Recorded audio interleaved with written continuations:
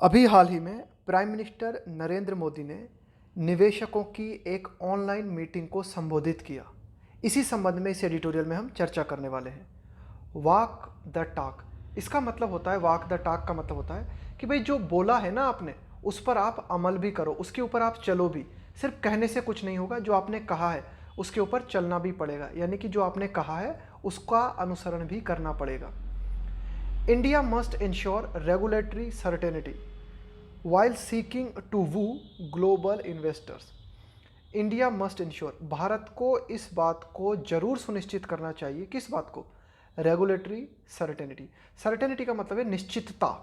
Regulatory का मतलब होता है कि भाई जो नियम कानून, जो प्रतिबंध लगाए जाते हैं ना, जो रेगुलेशंस बनाए जाते हैं, कुछ नियम कानून बनाए जाते हैं किसी भी कंपनी के लिए, किसी भी ऑर्गेनाइजेशन के लिए, किसी भी सिस्टम के लिए।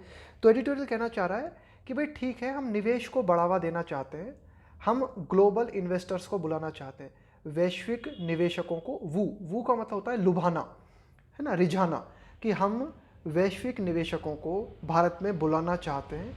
वाइल, जबकि सीकिंग टू का मतलब है चाहते हुए, कि अगर भारत जो है इस बात को चाहता है, किस बात को चाहता है, कि वह वैश्विक निवेशकों को लुभाना चाहता है, भारत वैश्विक निवेशकों से चाहता है कि वे भारत में निवेश करें, तो इसके लिए ज़रूरी है कि जो भी हमने रेगुलेशन बना रखे हैं उनमें निश्चितता होनी चाहिए। भाई ऐसा नहीं कि आज एक रूल बना हुआ है, कोई निवेशक आया, 5 दिन बाद हमने जो है दूसरा रूल बना दिया, 15 दिन बाद हमने तीसरा रूल बना दिया। तो ऐसा नहीं, कि भाई निवेशकों को जो है एक तरीके से निश्चितता मिलनी चाहिए कि हाँ, भारत में रूल्स एंड रेगुलेशंस बिल्कुल ठीक है, यहाँ निवेश किया जा सकता है। आगे देखते हैं।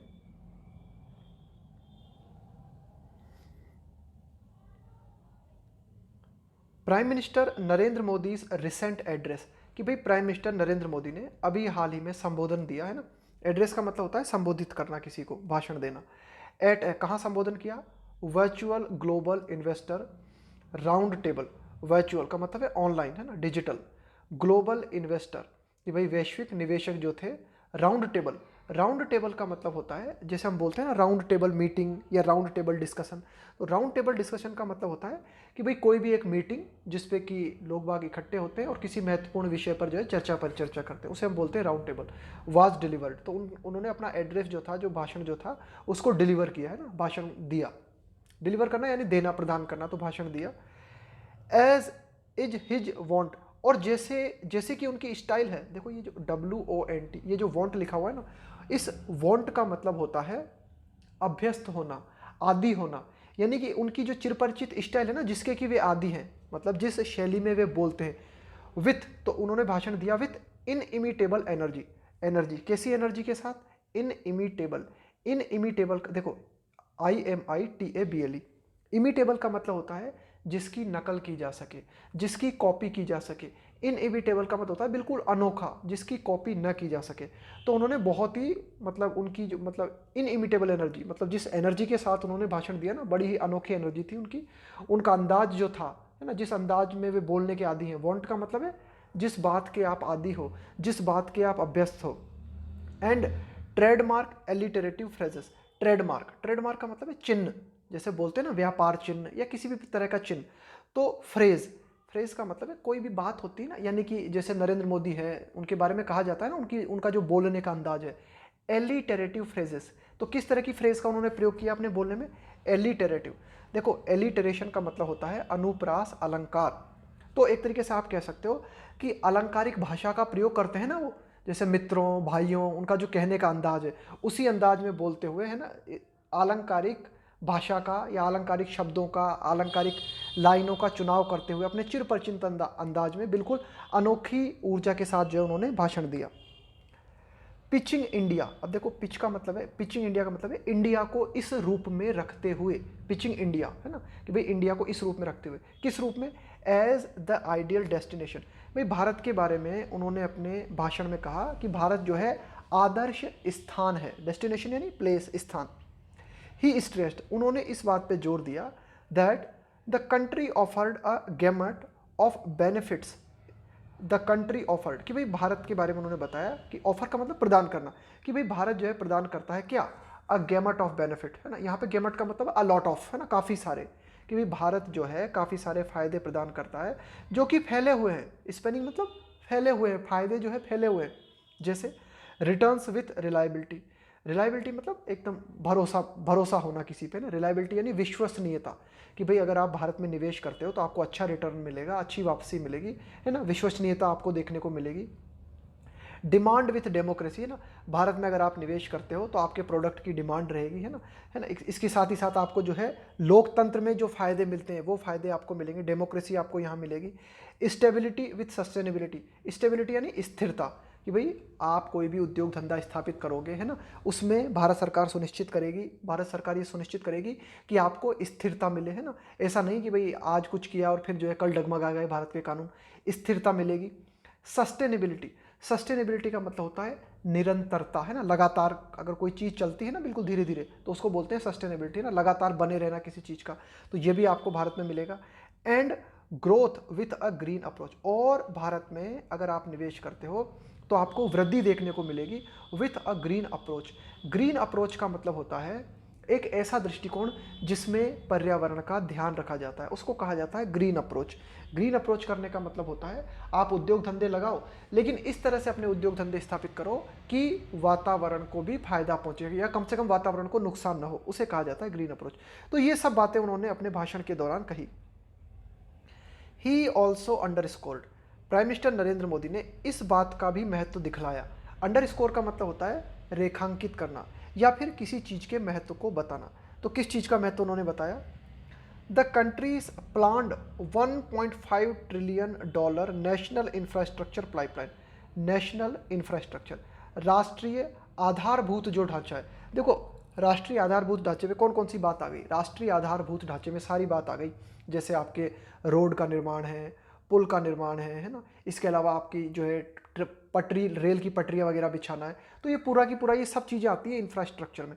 पाइपलाइन, पाइपलाइन का मतलब होता है कि भाई अभी काम चल रहा है, जैसे मैं बोलूँ कि भाई मेरे पास इतने सारे प्रोजेक्ट्स हैं और ये सारे प्रोजेक्ट जो है पाइपलाइन में चल रहे हैं, तो इसका मतलब है कि ये प्रोजेक्ट्स जो है पाइपलाइन में चल रहे हैं, तो इसका मतलब है कि ये इन प्रोजेक्ट्स पे अभी काम चल रहा है ना। पाइपलाइन में होने का मतलब है अंडरलाइन, मतलब अंडरवे होना, है ना, काम जारी है इसके ऊपर। तो उन्होंने इस बात का महत्व भी बतलाया, प्राइम मिनिस्टर नरेंद्र मोदी ने इस बात को भी उन्होंने जो है रेखांकित किया कि भाई भारत का जो है वो प्लान है $1.5 ट्रिलियन खर्च करने का, किन चीज़ पर? राष्ट्रीय आधारभूत ढांचे को निर्मित करने पर, है ना। तो काफ़ी सारे प्रोजेक्ट्स हैं वे पाइपलाइन में चल रहे हैं, यानी कि उन पे काम जारी है। And other public works project, इसके अलावा अन्य जो सरकारी काम होते हैं ना, अन्य जो मतलब सार्वजनिक जो काम होते हैं, पब्लिक वर्क उनके लिए कहा गया है, सार्वजनिक कामों के लिए, तो ऐसे कई योजनाएं हैं वो जो है पेंडिंग में चल रही हैं, उनके ऊपर जो है काम चल रहा है। एज एन इमेंस अपॉर्चुनिटी, तो उन्होंने बताया कि भाई ये जो इंफ्रास्ट्रक्चर हम बना रहे हैं तो ये क्या है? इमेंस का मतलब होता है विशाल, तो ये जो इंफ्रास्ट्रक्चर निर्मित हो रहा है यह एक बहुत ही विशाल अवसर है फॉर ट्रस्ट, है ना, कि भाई आप जो है आपके विश्वास के लिए, कि भाई ये जो इतना सब कुछ इंफ्रास्ट्रक्चर निर्मित किया जा रहा है ना, तो ये एक बहुत ही अच्छा अवसर है। Fund managers looking to reap the best and safest return, कि भाई जो भी मैनेजर्स हैं, विभिन्न कंपनीज के जो भी मैनेजर्स हैं, जो कि देख रहे हैं, जो कि चाह रहे हैं, क्या चाह रहे हैं? रीप, रीप का मतलब होता है काटना, यानी कि जैसे हम बोलते हैं ना फसल काटना, तो वो होता है रीप का मतलब काटना, है ना। तो reap the best and safest return, return का मतलब है कि भाई जो आपने पैसा लगाया उस पर आपको कितना लाभ मिला। तो ऐसे इन्वेस्टर जो कि बहुत ही बेस्ट और सेफ, मतलब आपने कुछ भी निवेश किया, उस निवेश पे आप बिल्कुल सुरक्षित और बहुत ही बेहतर अगर लाभ प्राप्त करना चाहते हो ओवर अ लॉन्गर टर्म, एक लंबी अवधि के दौरान, over a longer term for their principal, है ना, कि भाई आपने जो अपना प्रिंसिपल लगाया, आपने जो अपना मूलधन लगाया, जो आपने अपना पैसा लगाया, उस पर अगर आप ज़्यादा लाभ चाहते हो तो उसके लिए भारत बिल्कुल एकदम एप्रोप्रिएट जगह है, क्योंकि भारत में जो है, भारत में आप कह सकते हो कि अभी प्राइम मिनिस्टर नरेंद्र मोदी ने इस बात पे जोर दिया कि भाई $1.5 ट्रिलियन खर्च किए जा रहे हैं ताकि उद्योग धंधों को बेहतर तरीके से स्थापित किया जा सके, उसके लिए नेशनल इंफ्रास्ट्रक्चर डेवलप किया जा रहा है। Seen in the context of the pressing need, देखो प्रेसिंग नीड का मतलब क्या होता है? नीड का मतलब हो गया जरूरत, प्रेस का मतलब क्या होता है? दबाना। प्रेसिंग नीड का मतलब होता है कि भाई जरूरत है, जो कि बहुत ही ज़्यादा जरूरत है उनकी, है ना, उनको बोलते हैं प्रेसिंग नीड, है ना। Seen in the context of, अगर प्राइम मिनिस्टर नरेंद्र मोदी ने ये जो भी बातें कही है इनको हम इस संदर्भ में देखा जाए, seen in the context of, context का मतलब है संदर्भ, इस संदर्भ में देखा जाए, किस संदर्भ में, कि बहुत ही ज़्यादा जरूरत है, प्रेसिंग नीड, किस चीज़ की जरूरत है, टू रिवाइव इन्वेस्टमेंट, रिवाइव का मतलब है पुनर्जीवित करना, कि भाई इन्वेस्टमेंट को पुनर्जीवित करने की बहुत ही ज़्यादा ज़रूरत है। क्यों? क्योंकि कोरोना वायरस ने अर्थव्यवस्था का हाल बहुत बुरा कर दिया है, तो ऐसे हालातों में ज़रूरत बहुत ज़्यादा बढ़ गई है ना। तो अगर हम इस संदर्भ में अगर हम बात करें कि भाई जो इन्वेस्टमेंट है उसको पुनर्जीवन करने की बहुत ज़्यादा ज़रूरत है, इस संदर्भ में अगर हम बात करें तो his exhortations tick all the right boxes, है ना, हिज एग्जॉर्टेशंस। अब यहाँ पे एग्जॉर्टेशन का मतलब होता है एक तरीके का, जब एग्जॉर्टेशन का मतलब होता है कि जब आप भाषण देते हो ना, कि भाई आप जो है लोगों से रिक्वेस्ट करते हो, एग्जॉर्टेशन का मतलब आप समझ सकते हो कि भाई एक ऐसा भाषण जिसमें आप लोगों से कुछ करने के लिए रिक्वेस्ट करते हो, है ना, लोगों से अर्ज करते हो, है ना, लोगों को प्रोत्साहित करते हो कुछ करने के लिए।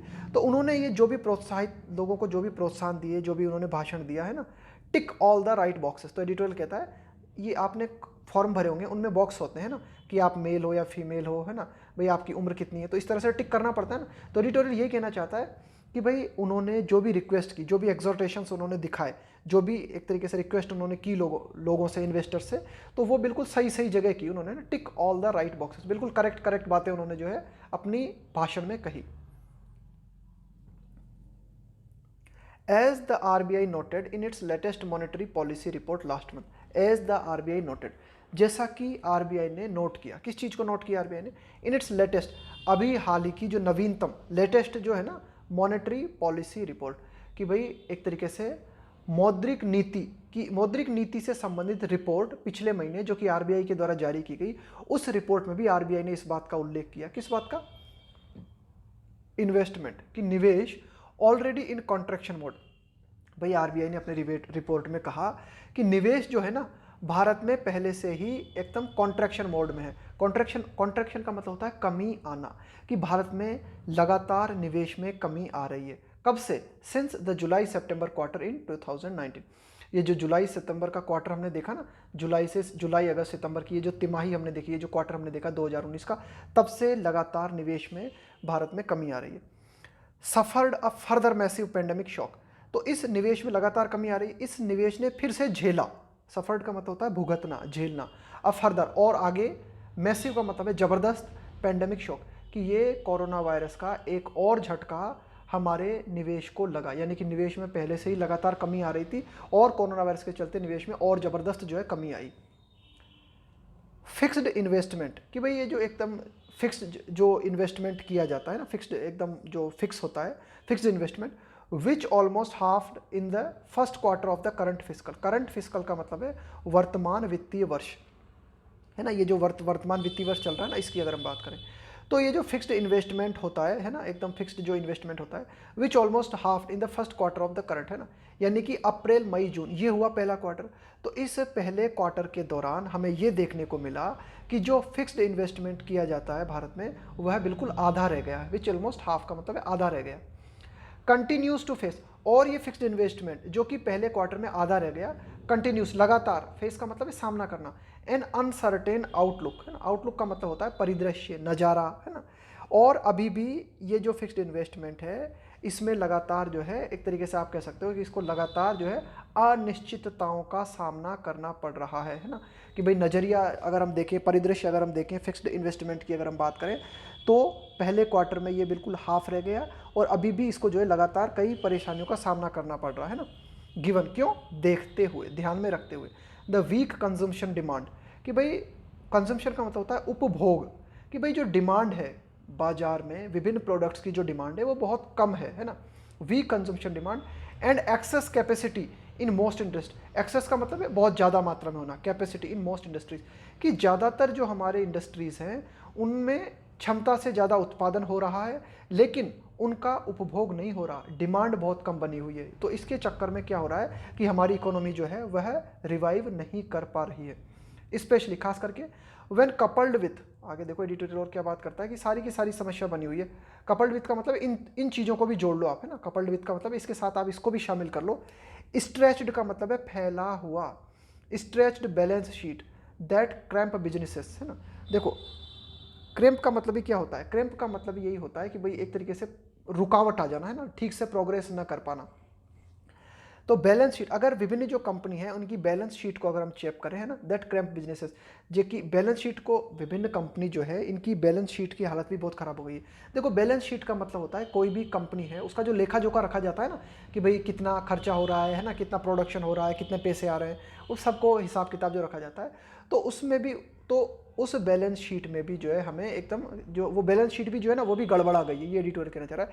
दैट क्रैम्प बिजनेसेस, कि जिसके चलते क्या हुआ, बैलेंस शीट खराब हुई, जिसके चलते जो भी हमारे बिजनेसेस थे ना, उनकी क्षमताएं भी घट गई, उनकी एबिलिटी, यानी कि विभिन्न बिजनेसेस जो होते हैं, जो व्यापार है, उनकी उधार लेने की और उधार लेकर इन्वेस्ट करने की जो क्षमताएं हैं उनमें भी कमी आई है ना। तो क्रैम्प का मतलब आप यही समझ सकते हो कि प्रोग्रेस में कमी आना, रुकावट आना, है ना, तो उनकी प्रोग्रेस में भी कमी आई है अकॉर्डिंग टू आरबीआई, ऐसा आरबीआई का कहना है। ये आरबीआई ने कहा है कि भाई चारों तरफ जो है बिजनेस के हालात भी बहुत बुरे हैं, है ना, कि भाई बिजनेस जो है उनमें जो है एक तरीके से न तो पैसे उधार ले पा रहे हैं, न निवेश कर पा रहे हैं, कुल मिला के चारों तरफ से हालत खराब है।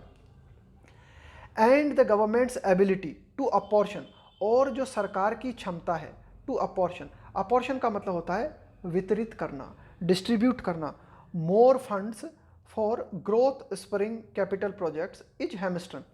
एंड द गवर्नमेंट्स एबिलिटी, और सरकार की जो एबिलिटी है टू अपॉर्शन का मतलब, अपॉर्शन का मतलब होता है एक तरीके से, and the government's ability to apportion, apportion का मतलब मैंने आपको बताया डिस्ट्रीब्यूट करना, वितरित करना, मोर फंड। अब अगर हम सरकार से ये उम्मीद करें कि सरकार विभिन्न उद्योग धंधों में पैसा लगाए, है ना, तो सरकार भी मोर फंड्स फॉर ग्रोथ स्प्रिंग, देखो स्पर का मतलब होता है उछाल, है ना, किसी चीज़ को प्रोत्साहित करना, है ना, किसी चीज़ को मतलब दोबारा से कोई चीज़ जो है वापस जो है प्रोग्रेस कर सके, उसको प्रोत्साहन देना। Growth spring capital project, capital project का मतलब है ऐसे प्रोजेक्ट, ऐसी परियोजनाएं जिनको पूंजी की जरूरत होती है। तो विभिन्न ऐसे प्रोजेक्ट्स हैं जिनमें की पूंजी लगाई जा सकती है, जो कि वृद्धि कर सकते हैं अगर उनको प्रोत्साहित दिया जाए तो, अगर सरकार उनको प्रोत्साहित दे। लेकिन सरकार दे कहाँ से प्रोत्साहित, इज हैमस्ट्रंग, हैमस्ट्रंग का मतलब है बाधित हो जाना, रुक जाना, रुकावट आ जाना, बाय अ वाइडनिंग, वाइडनिंग का मतलब है चौड़ा होता हुआ, फिस्कल डेफिसिट, फिस्कल डेफिसिट का मतलब है राजस्व घाटा। राजस्व घाटा क्या होता है कि भाई राजस्व घाटा होता है कि भाई सरकार ने जितना खर्चा किया विभिन्न परियोजनाओं पर, अगर सरकार को उसी मात्रा में टैक्स नहीं मिला तो राजस्व घाटा लग जाता है, इसको बोला जाता है राजस्व घाटा। कि भाई आपने जितना पैसा सार्वजनिक कार्यों पे व्यय किया उतना पैसा आपको टैक्स के रूप में नहीं मिला, तो उसको बोलते हैं फिस्कल डेफिसिट। तो फिस्कल डेफिसिट जो है वह बढ़ता जा रहा है, वाइडनिंग मतलब इंक्रीज होता जा रहा है, चौड़ा होता जा रहा है। तो इसके चक्कर में सरकार के पास भी पैसा नहीं है कि सरकार जो है विभिन्न उद्योग धंधों को प्रोत्साहित करने के लिए पैसा लगा सके। अमिड, अमिड का मतलब है के बीच, अमिड अ प्रोट्रैक्टेड, अमिड अ प्रोट्रैक्टेड, प्रोट्रैक्टेड का मतलब है जो कि लंबे समय से बना हुआ है। Border stand of, stand of का मतलब होता है गतिरोध, कि भाई अगर हम चाइना के साथ हम बात करें तो चाइना के साथ जो है एक विवाद जो कि बहुत ही लंबे समय से बना हुआ है। हेल्थ क्राइसिस, कोरोना वायरस है ना, हेल्थ क्राइसिस का मतलब है स्वास्थ्य संकट, कि भाई स्वास्थ्य संकट जो कि काफ़ी लंबे समय से बना हुआ है कोरोना वायरस का। And a debilitating revenue shortfall, debilitating का मतलब होता है कमजोर होता हुआ, रेवेन्यू शॉर्टफॉल, कि भाई जो हमारा रेवेन्यू है, जो हमारा राजस्व है, उसमें भी लगातार कमी आ रही है, यानी कि रेवेन्यू भी जो है उसमें भी लगातार कमजोरी आती जा रही है। तो ये सारी की सारी समस्याएं बनी हुई है और इनके बीच में हमारी अर्थव्यवस्था जो है बहुत बुरी तरीके से फंसी हुई है।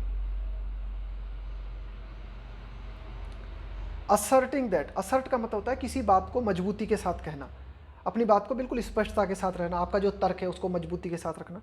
Asserting that all sectors of the economy were looking up, इस बात को उन्होंने जो है जोर देते हुए कहा कि all sectors of the economy, कि भाई अर्थव्यवस्था के सारे जो क्षेत्र हैं ना, विभिन्न सेक्टर्स की अगर हम बात करें, विभिन्न क्षेत्रों की अगर हम बात करें, वर लुकिंग अप, ये देख रहे थे, in the wake of, in the wake of का मतलब है के फलस्वरूप, के चलते, के कारण, द गवर्नमेंट्स रेसोल्यूट, भाई रेसोल्यूट का मतलब होता है दृढ़ निश्चय, कि भाई सरकार के दृढ़ निश्चय, tackling of the pandemic, tackle का मतलब होता है किसी चीज़ को हैंडल करना, है ना, किसी चीज़ को संभालना।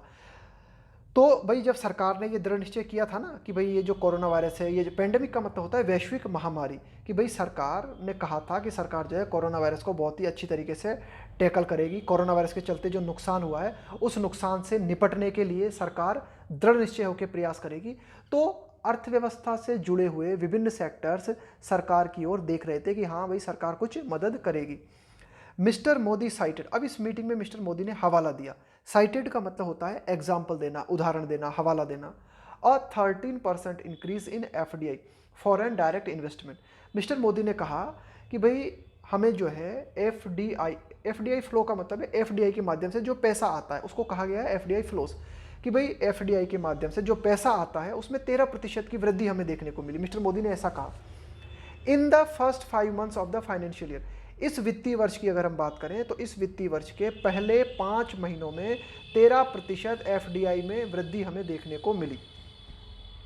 तो ये जो 13% की वृद्धि हमें देखने को मिली है as reflective of the global, ये दर्शाती है, रिफ्लेक्टिव का मतलब है दर्शाती है, दिखाती है, of the global investor communities, कि भाई जो वैश्विक निवेशक हैं, ग्लोबल इन्वेस्टर कम्युनिटी का मतलब हो गया जो मतलब विश्व के निवेशक हैं ना, कम्युनिटी का मतलब हो गया समुदाय। कौन सा समुदाय? निवेश करने वाला समुदाय, यानी कि जो वैश्विक निवेशक हैं उनके कॉन्फिडेंस को दिखाती है कि हाँ कि भाई ये जो 13% एफडीआई में इस साल 13% की वृद्धि इस फाइनेंशियल ईयर में हमें देखने को मिली एफडीआई में। ये क्या दिखाती है? ये दिखाती है कि भाई जो विश्व के निवेशक हैं, है ना, विश्व के निवेशक जो हैं उनके कॉन्फिडेंस को दिखाती है, यानी कि उनको भारत में भरोसा है। हावेवर, हालांकि आगे डिटेल देखो क्या बात करता है। वाट ही लाइकली ओवरलुक, लाइकली का मतलब है ऐसा होने की संभावना है, ओवरलुक का मतलब होता है किसी चीज की उपेक्षा करना, ध्यान न देना। वाट दैट, कि भाई प्राइम मिनिस्टर मोदी ने कहा तो सही कि 13% एफडीआई की वृद्धि हमें देखने को मिली, लेकिन शायद जिस चीज की उन्होंने उपेक्षा कर दी, जिस चीज पर उन्होंने ध्यान नहीं दिया, वो क्या है? वो ये है, was that with almost 3/4 of the $27 billion of FDI equity, equity का मतलब है शेयर, है ना, अंश, भाग, कि भाई ये जो $27 बिलियन का एफडीआई भारत में आया उसका 3/4 जो पैसा है इनफ्लो, है ना, 3/4 जो पैसा हमारे पास आया, इनफ्लो का मतलब है जो कैश, यानी कि $27 बिलियन रुपीस इस वर्ष हमें एफडीआई के रूप में प्राप्त हुए। तो 27 बिलियन के 3/4 पैसे हमारे पास आए किस रूप में? इन दैट पीरियड, इस पीरियड के दौरान, being accounted for, account for का मतलब होता है जिम्मेदार होना, है ना, अकाउंटेड फॉर का मतलब होता है जिम्मेदार होना, by stake acquisitions in a single large telecom company.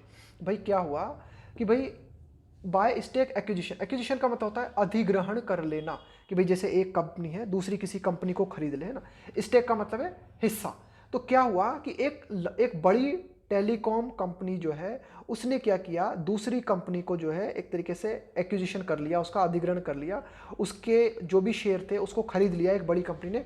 इसके चलते हैं, अकाउंटेड फॉर का मतलब है इसके कारण, ये जिम्मेदार है कि एक बड़ी जो दूर संचार कंपनी है उसके माध्यम से ये जो एफडीआई आया ना, इस एफडीआई का 3/4 पैसा हमें इस एकमात्र दूर संचार कंपनी से प्राप्त हुआ। ये डिटेल कहना चाह रहा है, टेलीकॉम कंपनी से। शायद मोदी इस बात को भूल गए। A bulk of this investment, तो ये जो पैसा निवेश किया गया है ना, ये टेलीकॉम कंपनी के माध्यम से ये जो पैसा है, बल्क का मतलब है बहुत ज़्यादा मात्रा में, this investment is unlikely to manifest. अब इस टेलीकॉम कंपनी के माध्यम से ये जो एफडीआई निवेश भारत में आया है, इसका जो ज़्यादातर निवेश हुआ है ना, bulk of this investment is unlikely, unlikely का मतलब है ऐसा होने की संभावना नहीं है। मैनिफेस्ट, मैनिफेस्ट का मतलब होता है फैलाना, as new job creating factories and और बिजनेसेस। तो ये जो एफडीआई आया है, $27 बिलियन एफडीआई के रूप में आए हैं, है ना, और इस $27 बिलियन में भी 3/4 राशि जो है वो इस टेलीकॉम कंपनी के माध्यम से आई है। तो ये इस टेलीकॉम कंपनी के माध्यम से जो राशि भारत में आई है, इसकी बहुत कम संभावना है कि इसके माध्यम से भारत में जॉब क्रिएट होंगी, है ना। इसके माध्यम से न तो फैक्ट्रीज क्रिएट होने जा रही है और न ही कोई बिजनेस क्रिएट होने जा रहा है ना, इनका कोई ज़्यादा फायदा नहीं होने वाला है। As a former chief minister of Gujarat, as a former chief minister of Gujarat, former का मतलब होता है पूर्व, कि भाई ये जो है गुजरात के पूर्व मुख्यमंत्री रहे हैं। हु एग्रेसिवली, एग्रेसिवली यानी आक्रामक रूप से, सॉलिसिटेड, सॉलिसिट का मतलब होता है अर्ज करना, रिक्वेस्ट करना, एंड वॉन इंडस्ट्रियल इन्वेस्टमेंट। देखो गुजरात के पूर्व मुख्यमंत्री के रूप में मिस्टर नरेंद्र मोदी ने बहुत ही आक्रामक तरीके से जो है निवेशकों के से विनती की और इंडस्ट्रियल इन्वेस्टमेंट जो है इन्होंने जीता भी सही, है ना, किसी तरह से इन्होंने जो है उद्योग धंधों में जो है निवेश करवा भी लिया इन्होंने अपने मुख्यमंत्री रहते हुए। Mister Modi is surely only too well aware, कि मिस्टर मोदी जो है निश्चित रूप से इस बात से बिल्कुल ठीक तरह से परिचित नहीं है। ये TOO का जब हम प्रयोग करते हैं ना तो ये देता है negative sense. Too well aware का मतलब है, अवेयर का मतलब क्या होता है, जानकारी होना, पता होना, जागरूक होना। लेकिन एडिटोरियल कहना चाहता है कि ठीक है, मिस्टर नरेंद्र मोदी ने गुजरात के CM रहते हुए जो है निवेशकों से रिक्वेस्ट किया होगा और इंडस्ट्रियल इन्वेस्टमेंट भी जो है उन्होंने करवा लिया, अच्छी बात है। लेकिन निश्चित रूप से मिस्टर मोदी जो है उन्हें इस बात की ठीक तरह से जानकारी नहीं है that what investors crave most, कि सबसे ज़्यादा इन्वेस्टर्स जो चाहते हैं वो ये है, क्या चाहते हैं, क्रेव का मतलब है इच्छा करना, डिज़ायर करना, है ना, उसको बोलते हैं क्रेव। कि भाई इन्वेस्टर्स सबसे ज़्यादा जिस चीज़ को चाहते हैं वो चीज़ क्या है, वो है रेगुलेटरी सर्टेनिटी। सर्टेनिटी का मतलब है निश्चितता, कि भाई जो भी रेगुलेशंस होते हैं, है ना, कि भाई जो भी नियम कानून होते हैं, जो भी नियम कानून प्रतिबंध होते हैं, जो भी रेगुलेशंस होते हैं किसी कंपनी के ऊपर, तो वो रेगुलेशन जो है वे निश्चित होने चाहिए। किसी इन्वेस्टर को सबसे ज़्यादा, अगर इन्वेस्टर किसी चीज़ को चाहता है तो वो चाहता है निश्चितता, रेगुलेशंस की निश्चितता। ऐसा नहीं हो कि एक महीने पहले कुछ कानून है, फिर अगले महीने कुछ नया कानून आ गया, फिर उसके अगले महीने कुछ कानून हो गया, तो ऐसे तो बेचारा निवेशक जो है वो पागल हो जाएगा, वो कैसे अपने पैर जमा पाएगा, है ना। आगे देखते हैं। The prime minister needs to ensure, कि प्राइम मिनिस्टर नरेंद्र मोदी को इस बात को सुनिश्चित करने की जरूरत है that his assurance of stability, कि भाई अश्योरेंस का मतलब आश्वासन, यानी कि स्थिरता का जो आश्वासन प्राइम मिनिस्टर ने निवेशकों को दिया है वो आश्वासन इज बटरेस्ट। बटरेस्ट का मतलब है सपोर्ट करना, किसी चीज़ को और मजबूत बनाना, कि भाई स्थिरता का आश्वासन प्राइम मिनिस्टर नरेंद्र मोदी ने निवेशकों को दिया है, अच्छी बात है। लेकिन ये जो आश्वासन है, इस आश्वासन को सपोर्ट मिलना चाहिए बाय एक्शन, है ना, कि भाई कुछ करके भी दिखाना पड़ेगा हमें। मिस्टर नरेंद्र मोदी जो है, उनकी सरकार जो है, उन्हें कुछ करके भी दिखाना पड़ेगा, सिर्फ आश्वासन से कुछ नहीं होगा। दैट डिस्पेल, कुछ ऐसा करना होगा, डिस्पेल का मतलब है दूर करना, डिस्पेल यानी दूर करना, जिसके माध्यम से जो निवेशक हैं, है ना, उनकी जो चिंताएं हैं, कंसर्न का मतलब है चिंताएं, वे दूर हो सके। ओवर पॉलिसी फ्लिप फ्लॉप, किस बात को लेकर है चिंताएं, ओवर का मतलब है किस बात को लेकर, policy flip flop. Flip flop का मतलब होता है लगातार पॉलिसी को परिवर्तन करना, कभी ये पॉलिसी बना दी, कभी ये पॉलिसी बनवा दी। तो इस तरह की जो बार बार पॉलिसी चेंज होती है, उनसे निवेशकों में चिंताएं बढ़ती हैं। तो प्राइम मिनिस्टर नरेंद्र मोदी ने निवेशकों को स्थिरता का आश्वासन दिया है, अच्छी बात है। लेकिन स्थिरता के आश्वासन के साथ ही प्राइम मिनिस्टर नरेंद्र मोदी को कुछ एक्शन भी लेने होंगे, जिनके माध्यम से निवेशकों की चिंताएं दूर हो। Even as, at the same time, even as का मतलब होता है at the same time. The centre is yet to clarify, कि केंद्र सरकार को अभी इस बात का स्पष्टीकरण देना है, अभी किया नहीं है, येट का मतलब है अभी होना है, हुआ नहीं है। तो केंद्र सरकार को अभी इस बात को क्लेरिफाई करना है कि क्या, वेदर इट विल एक्सेप्ट और challenge the tossing of its tax claim. देखो, टैक्स क्लेम अगेंस्ट वोडाफोन, देखो ये जो वोडाफोन कंपनी है, इसके ऊपर केंद्र सरकार ने कहा, भाई केंद्र सरकार ने वोडाफोन कंपनी से कह रखा था कि भाई आपको इतना इतना टैक्स देना है। वोडाफोन कंपनी इस मामले को लेकर जो है अंतर्राष्ट्रीय न्यायालय में चली गई। भाई केंद्र सरकार वोडाफोन कंपनी से एक निश्चित राशि टैक्स के रूप में मांग रही थी। वोडाफोन ने कहा कि भाई इतना टैक्स नहीं बनता। जब केंद्र सरकार और वोडाफोन के बीच में लड़ाई हुई तो वोडाफोन जो है अंतर्राष्ट्रीय न्यायालय में चली गई। अंतर्राष्ट्रीय न्यायालय ने फैसला वोडाफोन के पक्ष में सुनाया। अब एडिटोरियल कहता है कि भाई केंद्र सरकार क्या अंतर्राष्ट्रीय न्यायालय द्वारा सुनाए गए फैसले को मानेगी या फिर जो है उस फैसले को चुनौती देगी। अभी क्या विचार है केंद्र सरकार का, वेदर इट विल एक्सेप्ट, कि केंद्र सरकार स्वीकारेगी और चुनौती देगी किस चीज को, द टॉसिंग। टॉस का मतलब क्या होता है, किसी चीज को डिसाइड करना, उसको कहा जाता है टॉस। जैसे मैच होता है ना, उसका टॉस होता है। Of its tax claim, tax claim कि भाई, क्लेम का मतलब है दावा, कि भाई टैक्स का जो दावा केंद्र सरकार ने वोडाफोन के खिलाफ किया था, उस दावे को सुलझा दिया गया किसके द्वारा, by an international arbitral. Arbitral का मतलब होता है मध्यस्थ, बीच में आने वाला, मध्यस्थता करने वाला। ट्रिब्यूनल का मतलब है न्यायालय, एक तरीके का न्यायालय। तो एक अंतर्राष्ट्रीय न्यायालय ने जो है वोडाफोन और केंद्र सरकार के बीच के मामले को देखा और वोडाफोन के पक्ष में फैसला सुनाया। तो अब केंद्र सरकार क्या करेगी, केंद्र सरकार ने यह स्पष्ट नहीं किया है कि केंद्र सरकार इस फैसले को मान लेगी या इस फैसले को चुनौती देगी। आगे देखते हैं। इट सेपरेटली, इट आया केंद्र सरकार के लिए, सेपरेटली मतलब अलग से, पृथक रूप से। लास्ट वीक इनेक्टेड, इनेक्ट का मतलब होता है निर्मित करना। एंड ऑर्डिनेंस, ऑर्डिनेंस का मतलब होता है अध्यादेश। अध्यादेश क्या होता है, देखो जब भी भारत सरकार को लगता है कि किसी कानून की आवश्यकता बहुत ही ज़्यादा अर्जेंट है, कोई कानून बहुत ही ज़्यादा अर्जेंट है, तो केंद्र सरकार ऑर्डिनेंस के माध्यम से उस कानून को पास कर देती है।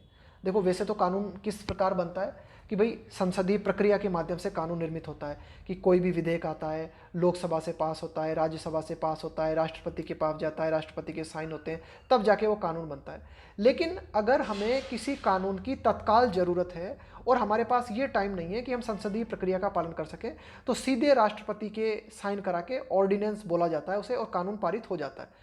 आगे आने वाले 6 महीनों में इस अध्यादेश को, इस ऑर्डिनेंस को संसदीय प्रक्रिया के माध्यम से पारित करवाया जाता है ना। तो इस तरह से भी हम जो है कानून बनता है हमारा ऑर्डिनेंस के माध्यम से।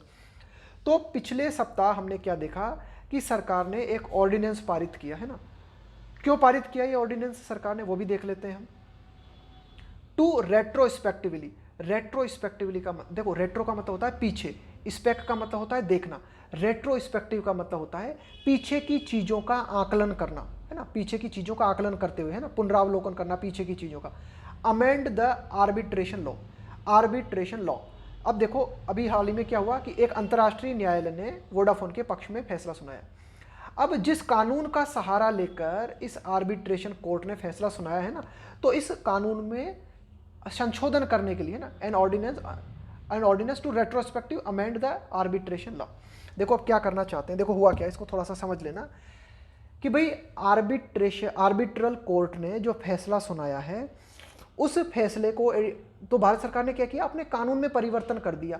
अब भारत सरकार ने कानून में परिवर्तन कर दिया और उस परिवर्तित कानून के अनुसार दोबारा से भारत सरकार वोडाफोन से टैक्स की डिमांड करेगी, ये एडिटोरियल कहना चाह रहा है। ठीक है, ऑस्टेंसिवली। अब देखो कानून में परिवर्तन क्यों किया उसको समझ लेते हैं। ऑस्टेंसिवली का मतलब होता है कि ऊपर से तो ऐसा नजर आता है, वास्तविक कारण कुछ और हो सकता है। ऑस्टेंसिवली का मतलब है जाहिरा तौर पर, है ना, कि भाई नजर तो ऐसा आ रहा है। टू डील विथ कॉन्ट्रैक्ट्स, तो देखो क्या हुआ कि भाई जो जिस नियम के आधार पे वोडाफोन से भारत सरकार टैक्स मांग रही थी, तो अब क्या हुआ, इंटरनेशनल कोर्ट ने वोडाफोन के पक्ष में फैसला सुना दिया। अब भारत सरकार ने क्या किया, अपने एक कानून में परिवर्तन कर दिया और उस परिवर्तित कानून को लागू कर दिया वोडाफोन पे। इसी को कहा जाता है रेट्रोस्पेक्टिवली। रेट्रोस्पेक्टिव का मतलब है कोई नया कानून आपने बनाया और उसे नया कानून को जो बीत गई है ना घटनाएं, उन घटनाओं पे आप लागू कर देते हो, तो उसको कहा जाता है रेट्रोस्पेक्टिव इफेक्ट प्रदान करना। तो अब दिखाया तो क्या भारत सरकार ने कि भाई हमने कानून इसलिए बनाया टू डील विथ का मतलब है निपटना, है ना, किसी चीज से टैकल करना किसी चीज को। कॉन्ट्रैक्ट्स दैट में बी अंडरपिन का मतलब होता है सपोर्ट करना बाय फ्रॉड और करप्शन। तो देखो भारत सरकार ने नया कानून जो बनाया वो इसलिए बनाया, भारत सरकार ने ऐसा दिखाया है कि भाई कई तरह के जो कॉन्ट्रैक्ट हुए हैं ना, कि भाई टेलीकॉम क्षेत्र में कई तरह के जो कॉन्ट्रैक्ट हुए हैं, हो सकता है उन कॉन्ट्रैक्ट को सपोर्ट मिला हो, किस चीज़ का, हो सकता है उन कॉन्ट्रैक्ट में फ्रॉड हुआ हो, धोखेबाजी हुई हो, भ्रष्टाचार हुआ हो। तो इसके लिए क्या किया भारत सरकार ने, एक ऑर्डिनेंस पारित कर दिया कि भाई हो सकता है कि जो भी पिछले समय के दौरान जो भी कॉन्ट्रैक्ट हुए, उन कॉन्ट्रैक्ट की जांच करने के लिए भारत सरकार ने कानून बना दिया कि भाई उनमें कहीं धोखाधड़ी तो नहीं हुई है ना। और इस तरह से जो है भारत सरकार ने वोडाफोन के ऊपर भी इस कानून को लागू कर दिया है ना। तो ये एडिटोरियल कहना चाह रहा है कि देखो भारत सरकार फिर से एक नई तरकीब निकाली है भारत सरकार ने कि वोडाफोन को जो है एक तरीके से फिर जो है टैक्स के लपेटे में लिया जा सके। आगे देखते हैं। The rule change in wholesale and online trade, कि भाई ये जो नियम परिवर्तित किए जाते हैं ना, चाहे थोक व्यापार हो या आपका ऑनलाइन व्यापार हो, are another example of shifting goal post. Shifting goal post का क्या मतलब होता है, इसको ध्यान से समझ लेना। देखो शिफ्ट गोल पोस्ट का मतलब होता है एक तरीके से ये जो आपके नियम कानून जो आपने बना रखे हैं ना, यानी कि शिफ्ट गोल पोस्ट का मतलब होता है टू चेंज द रूल्स, कि भाई नियमों को और परिवर्तित कर देना, नियमों को और डिफिकल्ट बना देना। ये एडिटोरियल कहना चाह रहा है। शिफ्ट गोल पोस्ट का मतलब होता है कि नियमों को और ज़्यादा डिफिकल्ट बना देना। तो ये एडिटोरियल कहना चाह रहा है कि लगातार थोक व्यापार में और ऑनलाइन व्यापार में जो हम नियम परिवर्तित कर रहे हैं ना, ये एक और उदाहरण है किस चीज़ का, कि आप लगातार नियमों को कठोर बनाते जा रहे हो। Mr Modi has his task cut out. देखो to have one's task cut out, इसका मतलब होता है एक डिफिकल्ट प्रॉब्लम सामने होना। टू हैव टास्क का मतलब क्या होता है, कोई काम।